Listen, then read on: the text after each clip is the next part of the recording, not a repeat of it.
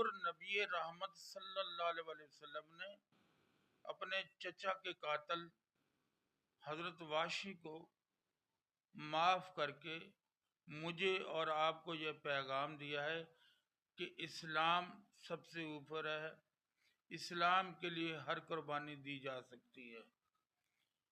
آج ہم چھوٹی چھوٹی باتوں پہ اپنے بہن بھائیوں کو معاف کرنے کے لیے تیار نہیں، اپنے رشتہ داروں کو معاف کرنے کے لیے تیار نہیں ہیں، اور پھر ہے بھی کلمہ گو، ایک ہی باپ کی اولاد، ایک ہی ماں کی اولاد، ایک ہی خاندان، لیکن صبر ہم میں سے ختم ہو چکا ہے،